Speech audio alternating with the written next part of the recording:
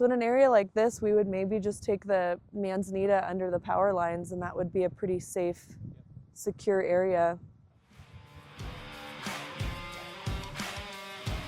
The BurnBot, our RX2 machine, is quite large. It's huge. Yeah, we would not use it here. Yeah, we would not use it here. A slope like this would be very challenging for our machine. But we're discussing the use of our RCUs, which are small masticators. They're a similar size to like a golf cart. They don't have a cab. They're remote operated.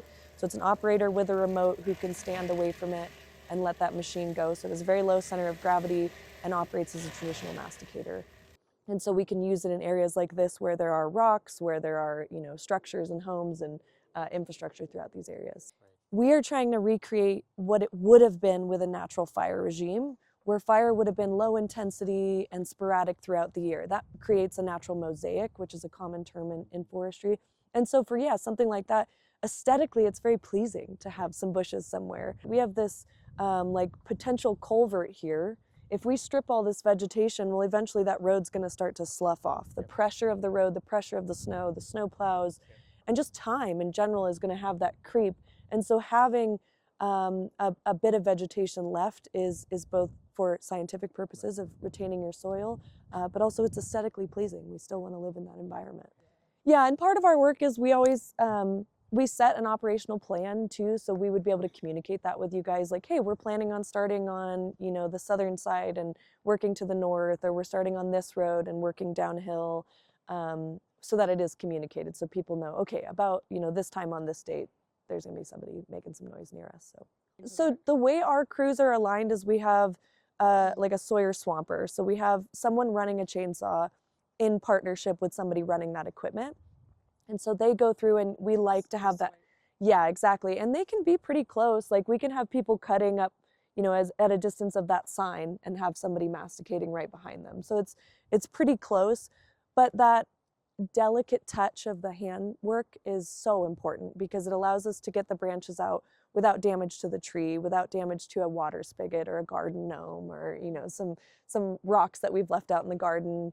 All of those features can be scanned by that person working on foot to say, like, hey, watch out, there's a spigot here, or a sewer pipe here, or something that the machine shouldn't be around.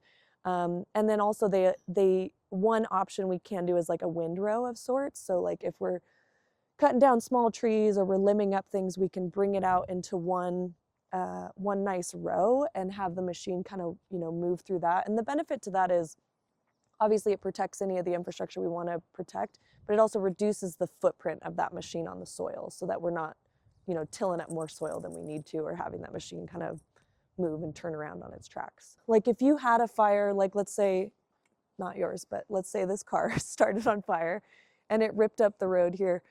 These trees are all fire adapted. Innately, they are fire adapted species. Fire is actually good for them. It helps reduce pathogens. It helps trigger seed production. And you would have very low fire behavior coming up here, even as it comes up to the top. So what we would want to look at is, where do we have these low hanging branches? Maybe the branch starts 20 feet up, but because you're on a slope, it's dripping lower down. See where those bushes really aren't that tall, and those branches really aren't that low to the ground, but with the combination of the slope, that presents an opportunity for that fire to shift into the canopy. Sure. And now you've got, all these aerial fuels that it could take over. So we would want to address those things, right? Limbing up those trees, reducing that brush model there. All manzanita burns very hot. It likes to burn. It is volatile, it'll go.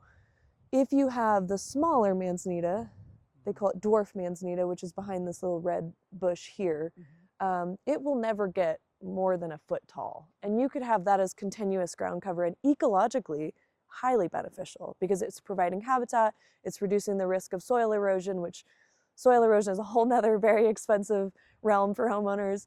And again, while it does stand the potential of providing horizontal fuel continuity, it's not going to transfer it to the trees. And so you're creating an environment that is more feasible for firefighting. I would not have it within your 5 to 10 feet of your house. But as a ground cover, it's native, so it's hugely beneficial, and there's a lot of ecological benefits, and it poses much less risk than tall, mature manzanita, which is certainly going to burn hot and fast.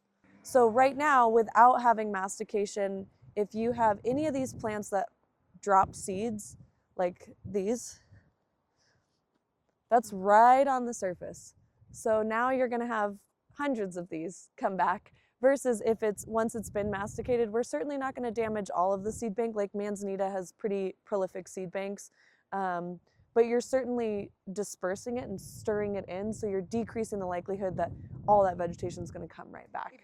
Yeah, and so having those exclusions, even if it's just like, okay, we're going to put a little strip of flagging up here to just say, guys, don't worry about it. Don't touch them, don't cut them, move out of here. And then on the map as well, when we map our projects, it can be that granular where it's like, okay, this little, 1/10 of an acre piece here on this hillside is an exclusion zone. This is all aesthetic. It's going to stay.